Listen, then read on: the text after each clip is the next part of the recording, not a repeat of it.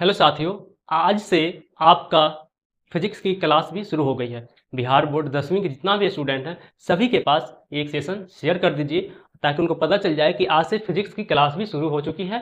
Physics की आज पहली क्लास है, तो हम आज बेसिक से स्टार्ट करेंगे और बेसिक से एक एक पॉइंट को समझते हुए चलेंगे। तो चलिए देखते हैं फिजिक्स। जो फिजिक्स है ये ग्रीक भाषा का फुसिस शब्द से बना है। किस शब्द से? फुसिस, FUSIS, फुसिस शब्द से बना है। इसका अर्थ होता है प्रकृति। फुसिस का अर्थ है प्रकृति। इसलिए हम कह सकते हैं कि भौतिक विज्ञान, क्या है भौतिक विज्ञान जी? कह सकते हैं क्या? भौतिक विज्ञान विज्ञान की वह शाखा है। भौतिक विज्ञान नोट करते हुए चलना है साथ साथ। भौतिक विज्ञान विज्ञान की वह शाखा है जिसके अंतर्गत भौतिक विज्ञान विज्ञान की वह शाखा है जिसके अंतर्गत हम पदार्थ के गुण और प्रकृति से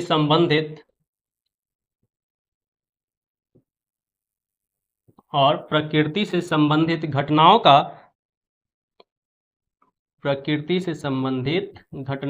का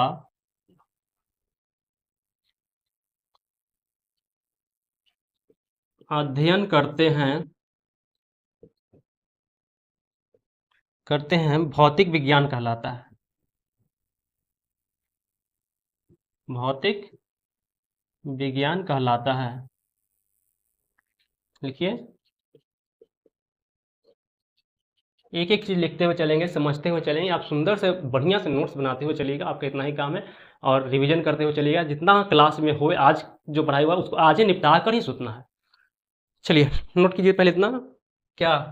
भौतिकी जो है फिजिक्स ग्रीक भाषा के फुसिस शब्द से बना है। किस शब्द से बना है? ग्रीक भाषा के फुसिस शब्द से बना है, जिसका अर्थ होता है प्रकृति। जिसका अर्थ होता है क्या? प्रकृति। इसलिए हम कहेंगे कि भौतिक विज्ञान विज्ञान की वह शाखा है जिसके अंतर्गत हम पदार्थ के गुण और प्रकृति से संबंधित घटनाओं का अध्ययन करते हैं। भौतिक विज्ञान कहलाता है। इतना पहले नोट कीजिएगा। अब हम जानेंगे कि फिजिक्स के जनक कौन है। फिजिक्स के जनक कौन है? टीसी में नीचे लिख लीजिएगा, फिजिक्स के जनक, father of physics, father of physics, PHYSICS, father of physics कौन है जी? न्यूटन। इतना फटाक से नोट कीजिए। तो उसके बाद हम जानेंगे कि हम 10th में फिजिक्स का सिलेबस क्या है, फिजिक्स से कौन कौन से चैप्टर आते हैं 10th में, पहले जानेंगे। उसके बाद हम चैप्टर 1 शुरू करेंगे आज ही। चलिए जी आगे बढ़ते हैं। इतना नोट कर लीजिए फटाक से।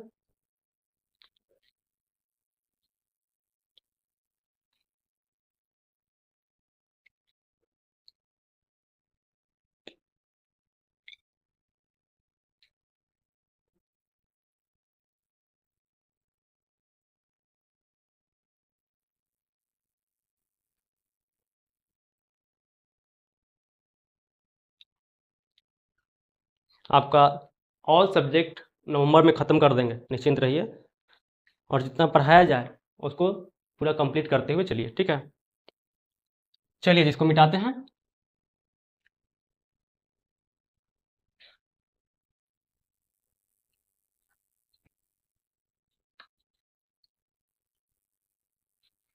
अब ऊपर स्टार मार्क के लिखिए सिलेबस ऑफ फिजिक्स। इसे मिटा ही देते हैं। सिलेबस ऑफ फिजिक्स इस सिलेबस ऑफ फिजिक्स। चलिए पहला जो आपका चैप्टर पढ़ना है, लिखिएगा प्रकाश का परावर्तन। प्रकाश का परावर्तन, इंग्लिश में लिखिएगा reflection of light.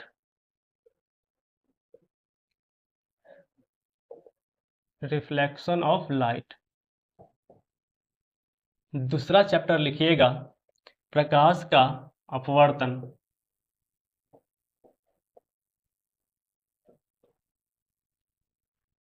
Refraction of light, REFRACTION, refraction of light. तीसरा चैप्टर लिखिएगा मानव नेत्र एवं रंग बिरंगा संसार।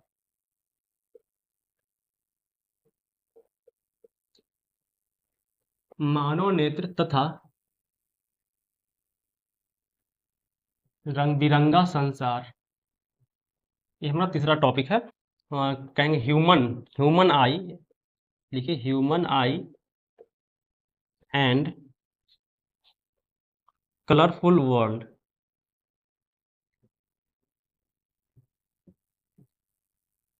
Human I and colourful world. अगला है चौथा जो चैप्टर हमको पढ़ना है, विद्युत, इलेक्ट्रिसिटी।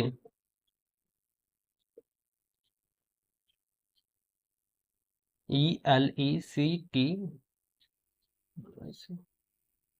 चलिए इलेक्ट्रिसिटी। पांचवा जो चैप्टर हमको पढ़ना है वो है विद्युत धारा के चुंबकीय प्रभाव।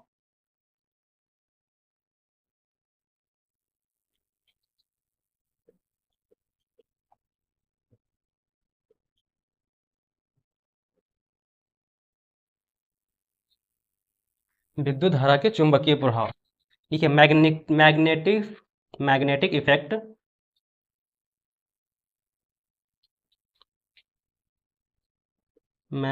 Effect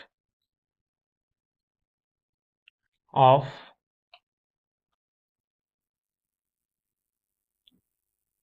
electric current. ये हमारा पांचवा चैप्टर था। एक चैप्टर और है ऊर्जा का स्रोत, यहां लिख लीजिएगा छठा, ऊर्जा का स्रोत।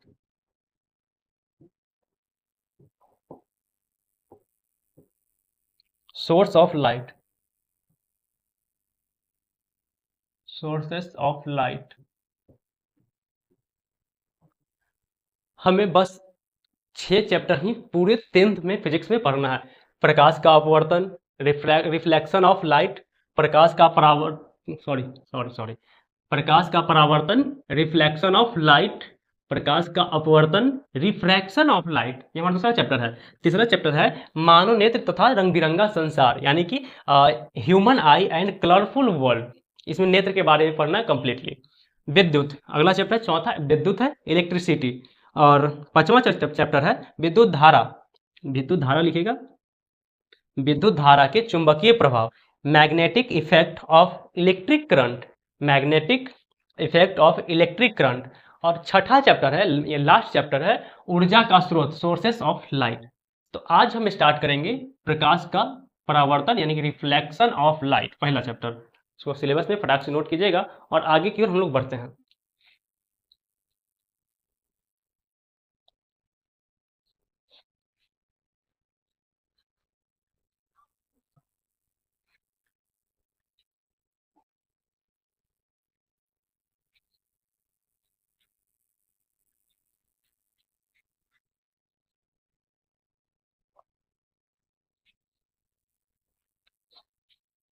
चलिए जी, हेडिंग लगाइए, chapter number 1 reflection of light.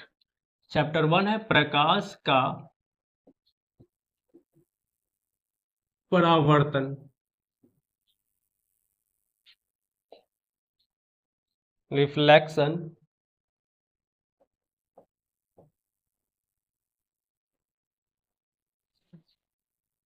Reflection of light.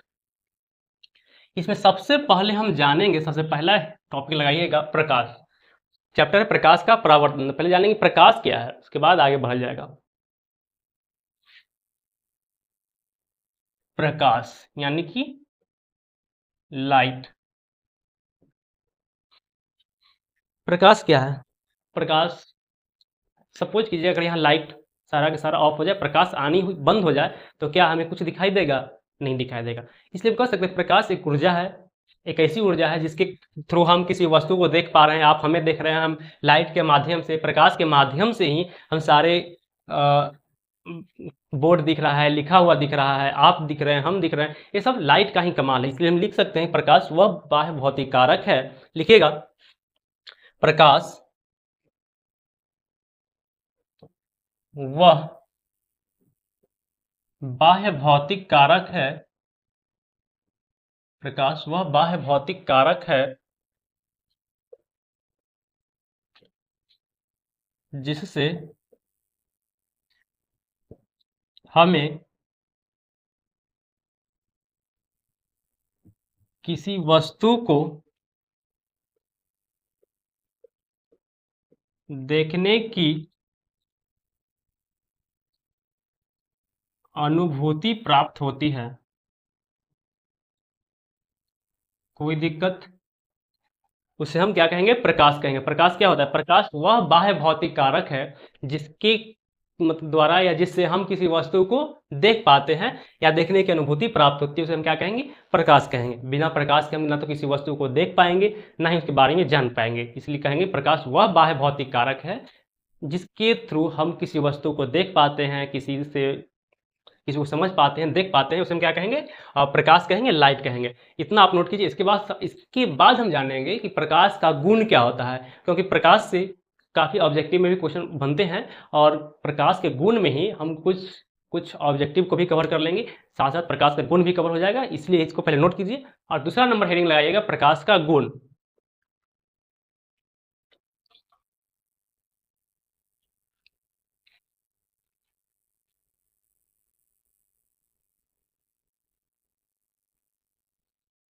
चलिए जी, दूसरा लगाइए, प्रकाश का गुण।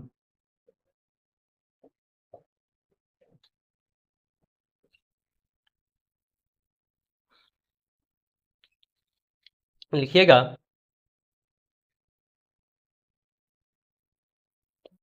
चलिए पहला लिखिएगा प्रकाश के गुण में। पहला गुण लिखिए, प्रकाश ऊर्जा का ही प्रकाश ऊर्जा का ही एक रूप है। क्या है? प्रकाश ऊर्जा का ही एक रूप है। दूसरा लिखिएगा, प्रकाश हमेशा सीधी रेखा में गमन करती है। प्रकाश हमेशा सीधी रेखा में गमन करती है। तीसरा गुण लिखिएगा, प्रकाश निर्वात में भी संचरण कर सकता है। पहले नोट कीजिए, उसके बाद समझाते हैं। प्रकाश निर्वात में भी संचरण कर सकता है। चौथा गुण लिखिएगा, निर्वात में प्रकाश की चाल कहिए या गति कहिए या वेग कहिए, दोनों सब तीनों एक ही चीज है। निर्वात में प्रकाश की चाल कितनी होती है जी? 3 × 10⁸ मीटर पर सेकेंड, या हम कह सकते हैं 3 लाख किलोमीटर पर सेकेंड होती है। पहले 4 को इसका गुण लिखिए, उसके बाद प्रॉपर्टी, उसके बाद और लिखवाते हैं, फिर इसको समझ लेते हैं। चलिए, प्रकाश का गुण। प्रकाश ऊर्जा का ही एक रूप है जिसके कारण हम किसी वस्तु को देख पाते हैं। प्रकाश हमेशा सीधी रेखा में गमन करती है। सपोज करो लेजर लाइट या टॉर्च यहाँ से हम लोग जलाते हैं तो क्या ऐसे जिग जैग होते हुए लाइट जाएगी? नहीं ना, सीधे जाएगी। प्रकाश हमेशा सीधी रेखा में गमन करती है। प्रकाश हमेशा सीधी रेखा में जाएगी। तीसरा है, प्रकाश निर्वात में भी संचरण कर सकता है। प्रकाश जो है निर्वात में भी चल सकता है, निर्वात में भी गमन कर सकता है। निर्वात में कितना होता है प्रकाश की चाल? 3 × 10⁸ मीटर पर सेकेंड या 3 लाख किलोमीटर पर सेकेंड। ये ऑब्जेक्टिव में पूछता है हमेशा और हमेशा पूछते आएगा, इसलिए इसको बढ़िया से कंप्लीट कर रखिएगा। इसको नोट कीजिए। 5वां गुण लिखवाते हैं, फटाक से इसको नोट कीजिए।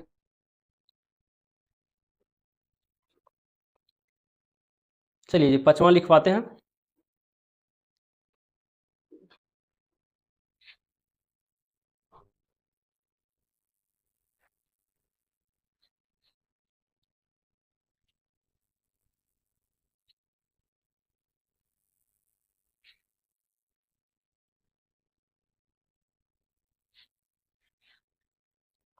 चलिए देखिए, पचवां पचवां लिखिएगा, प्रकाश प्रकाश की चाल निर्वात में सबसे अधिक होती है। प्रकाश की चाल कहाँ सबसे अधिक होती है? निर्वात में। प्रकाश की चाल निर्वात में सबसे अधिक होती है। ठीक है। छठा गुण लिखिएगा, छठा नोट कीजिएगा, प्रकाश के गमन के लिए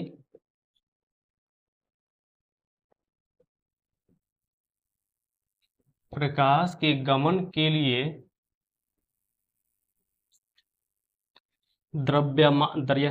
प्रकाश के गमन के लिए द्रव्यात्मक प्रकाश के गमन के लिए द्रव्यात्मक माध्यम की आवश्यकता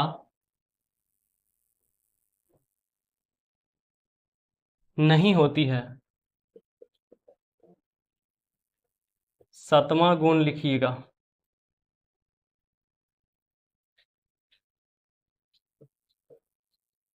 प्रकाश की चाल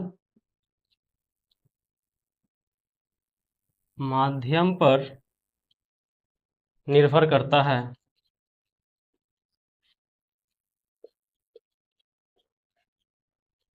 प्रकाश की चाल किस पर निर्भर करता है? माध्यम पर। माध्यम कैसा है? सघन है या, चलिए देखिए, माध्यम को म्यू से दर्शाते हैं। ये हमारा म्यू हो गया। सघनता,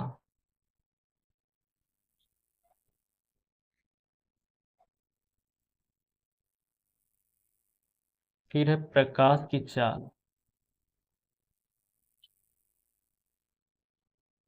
देखिएगा थोड़ा, इसको समझिएगा लास्ट पॉइंट को। प्रकाश की जो चाल है माध्यम पर तो निर्भर करता है, और कंडीशन ये है कि माध्यम की सघनता जितना अधिक होगी, माध्यम की जो सघनता है जितना अधिक होगी, प्रकाश की चाल उतना ही कम होगी। वही कह रहा है सातवां गुण प्रकाश का, कि प्रकाश की चाल माध्यम पर निर्भर करता है। प्रकाश का जो चाल है माध्यम पर निर्भर करता है। प्रकाश की सघनता जितना अधिक होगी, प्रकाश की चाल उतना ही कम होगा। यहाँ लिखवा दिए हैं एरो से, मतलब आगे ऊपर द एरो इसका मतलब अधिक, और एरो नीचे की ओर है तो इसका मतलब हो गया कि कम। तो प्रकाश की जो चाल है माध्यम पर निर्भर करता है। माध्यम की सघनता जितना अधिक होगी, उतना प्रकाश की चाल उतना ही कम होगा। प्रकाश की चाल निर्वात में सबसे अधिक होती है। प्रकाश के गमन के द्रव्यात्मक माध्यम की आवश्यकता नहीं है, मतलब कैसा भी माध्यम में प्रकाश गमन कर सकता है।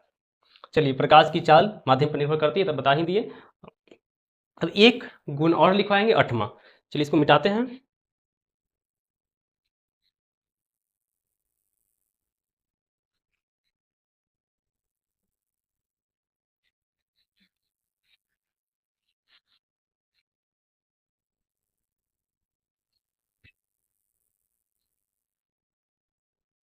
चलिए जी, आठवां गुण लिखिएगा,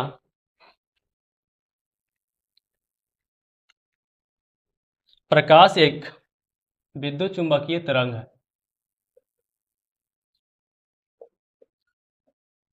प्रकाश एक विद्युत चुंबकीय तरंग है।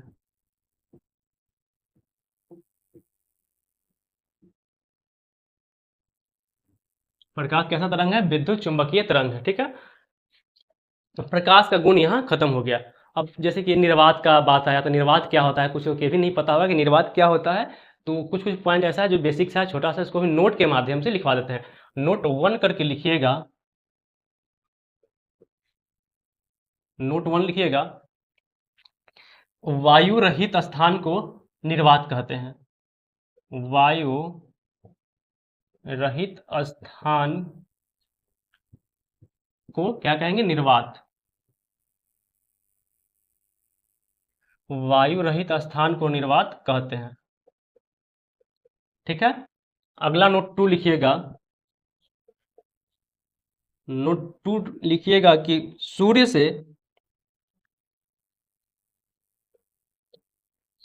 से पृथ्वी की दूरी सूर्य से पृथ्वी की दूरी या पृथ्वी से सूर्य की दूरी एक ही होगा, कितना है जी, 15 करोड़ किलोमीटर है की दूरी, 15 करोड़ किलोमीटर है। और एक नोट और लिख लीजिएगा, नोट 3। नोट तीसरा लिखिएगा, सूर्य के प्रकाश को पृथ्वी तक आने में, सूर्य के प्रकाश को पृथ्वी तक आने में 8 मिनट 16 सेकंड, 8 मिनट 16 सेकंड या 8 मिनट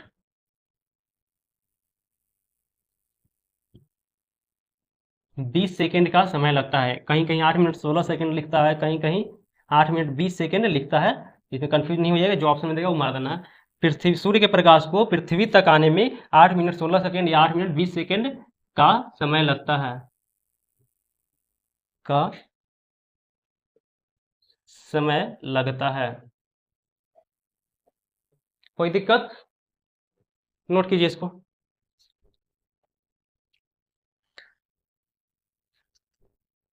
फटाक से नोट कीजिए। हमने एक दो क्वेश्चन देख लिए और अगला चलते हैं।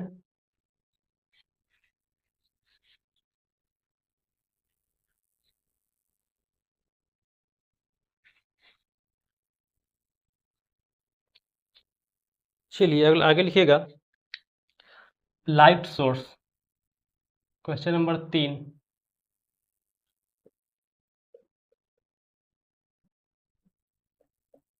लाइट सोर्स यानी कि प्रकाश स्रोत। प्रकाश स्रोत क्या होता है? स्रोत, जैसे कि अगर हमने जल स्रोत की बात करें तो जैसे चापाकल हो गया, झील हो गया, तालाब हो गया, वो जहाँ से जल हमको मिलता है उसको जल स्रोत कहते हैं। सेम वैसे ही प्रकाश स्रोत की बात आई है तो प्रकाश जहाँ से निकलेगा, जहाँ से प्रकाश मिलेगा, हम उसको क्या कहेंगे? प्रकाश स्रोत कहेंगे। प्रकाश स्रोत क्या होता है? जैसे कि बल्ब, बल्ब से हम प्रकाश निकलता है, बल्ब जल रहा है, लाइट जल रहा है तो प्रकाश निकल रहा है, इसको हम क्या कहेंगे?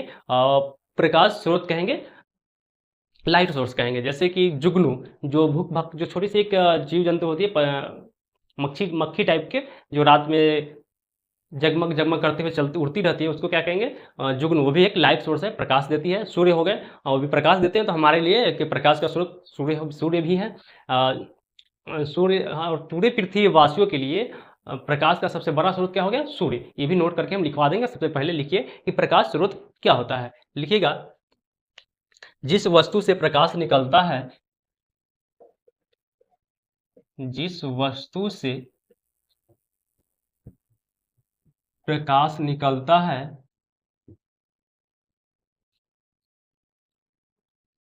उसे प्रकाश स्रोत कहते हैं।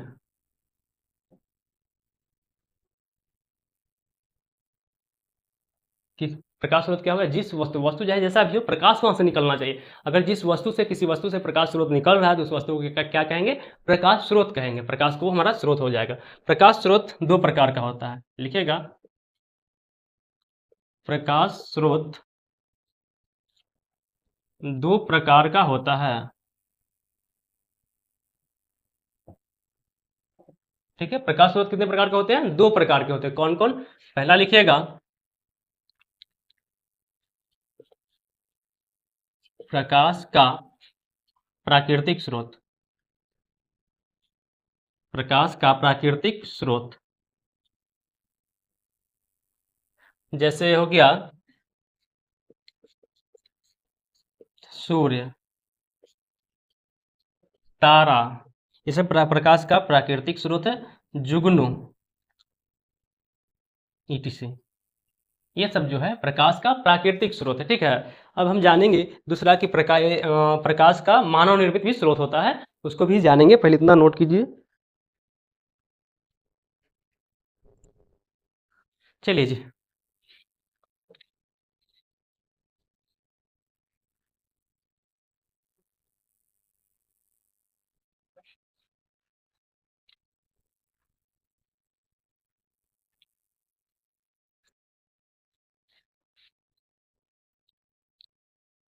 लिखिएगा दूसरा नंबर दे करके, प्रकाश का मानव निर्मित स्रोत।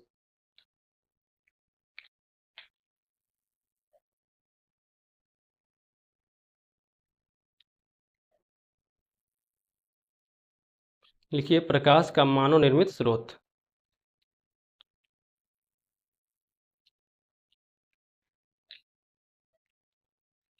चलिए जी।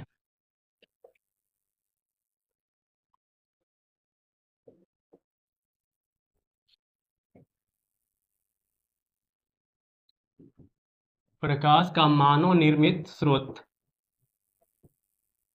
जैसे बल्ब,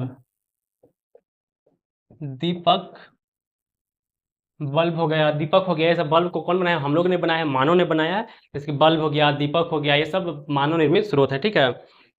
लालटेन कहिए, कुछ भी कर सकते हैं, लालटेन, ईटीसी, ये हमारा प्रकाश का मानव निर्मित स्रोत हो गया। 3 अंकों तक हम क्वेश्चन देख लिए। अब एक नोट लिखिएगा, नोट नंबर 3 हो चुका था, नोट 4 है, नोट 4 है। लिखिएगा पृथ्वी वासियों के लिए, पृथ्वी वासियों के लिए प्रकाश का सबसे बड़ा स्रोत क्या है जी? सूर्य। पृथ्वीवासियों के लिए प्रकाश का सबसे बड़ा स्रोत क्या है? सूर्य है, ठीक है। तो इतना पहले नोट कीजिए, अब आगे बढ़ते हैं। अब हम जानेंगे पदार्थ के बारे में कि प्रदीप्त पदार्थ वस्तु क्या होता है, अप्रदीप्त क्या होता है, ये सब जानेंगे। पहले इतना नोट कीजिए।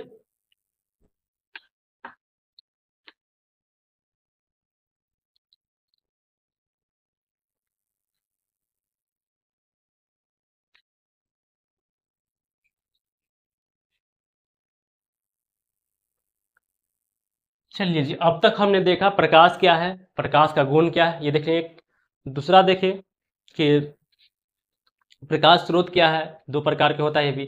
तीसरा बात आ जाता है कि प्रकाश के उत्सर्जन के आधार पर वस्तु जो हैं कितने प्रकार के होते हैं, मतलब कि कुछ वस्तु हैं जो प्रकाश उत्सर्जन करते हैं, कुछ है कि नहीं करते हैं। तो जो करते हैं उसे प्रदीप्त कहेंगे, जो उत्सर्जन नहीं करते उसे अप्रदीप्त कहेंगे। इसी को जानेंगे, कभी कभी पूछ लेता है एग्जाम में। तो लिखिएगा कोई, अब तीसरा हेडिंग लगाइएगा, लिखिए प्रकाश के उत्सर्जन के आधार पर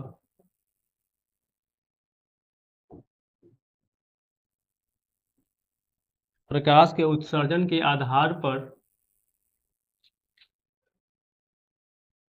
पदार्थ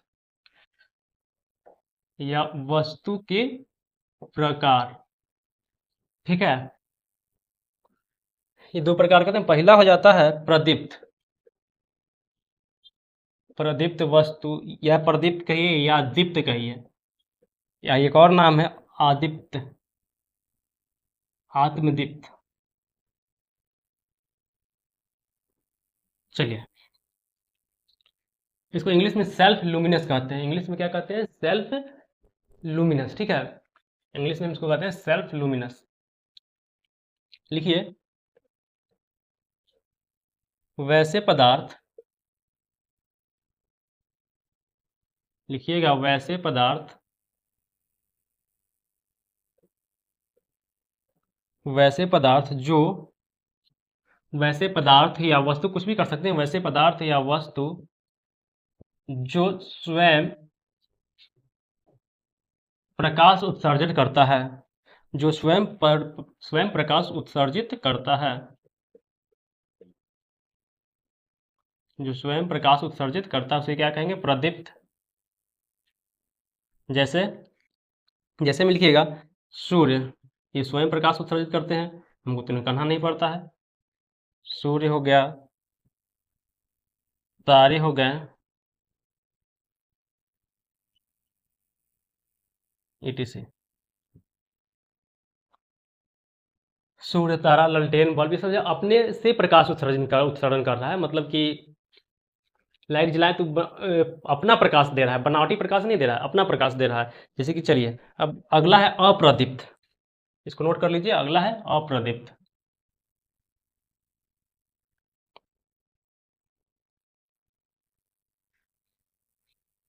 ये पहला हो गया। दूसरा देखते हैं अप्रदीप्त।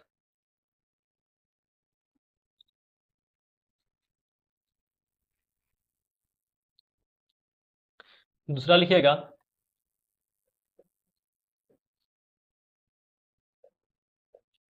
अप्रदीप्त या अदीप्त या अदीप्तिमान या अदीप्तमान। चलिए इसको लिखिएगा। तो देखिए वैसे पदार्थ जो स्वयं प्रकाश उत्सर्जन नहीं करता है। देखिए वैसे पदार्थ जो जो स्वयं प्रकाश उत्सर्जित नहीं करते हैं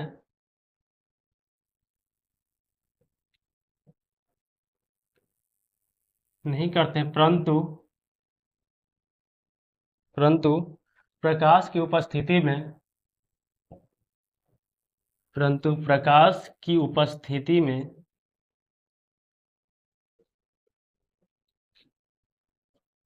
उपस्थिति में दिखाई पड़ते हैं।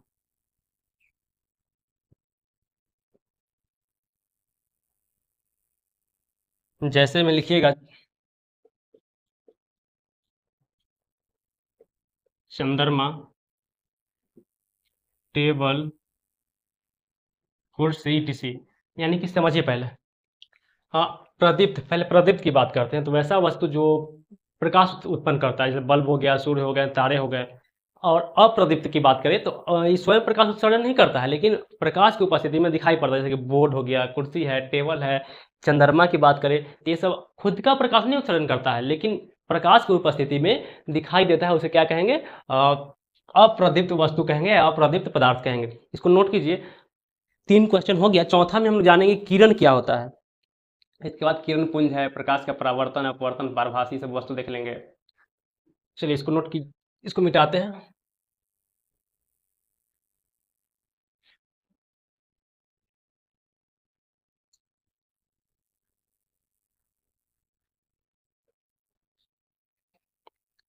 चलिए जी, चौथा नंबर दीजिएगा किरण यानी कि रे। लिखिएगा किरण यानी प्रकाश तो सीधी रेखा में गमन करते हैं, मतलब कि उसी को प्रकाश के गमन पथ यानी प्रकाश जिस रास्ते पर चलता है उस रास्ते को ही हम किरण कहते हैं। लिखिएगा प्रकाश के गमन पथ को, प्रकाश के गमन पथ की दिशा को कर दिए, प्रकाश के गमन पथ की दिशा को किरण कहते हैं।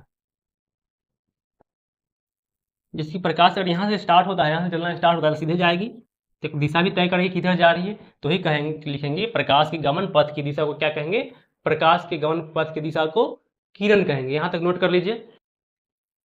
अगला क्वेश्चन किरण पुंज। किरण पुंज या कुछ लोग इसको प्रकाश पुंज भी कहते हैं। किरण पुंज या प्रकाश पुंज क्या है, ये हम नेक्स्ट क्लास में देखेंगे। ठीक है, ये हम नेक्स्ट क्लास में देखने वाले हैं। किरण पुंज क्या है, प्रकाश पुंज क्या है, इसको इतना तक कवर करके आइएगा। तो आज के लिए इतना ही है। जय हिंद।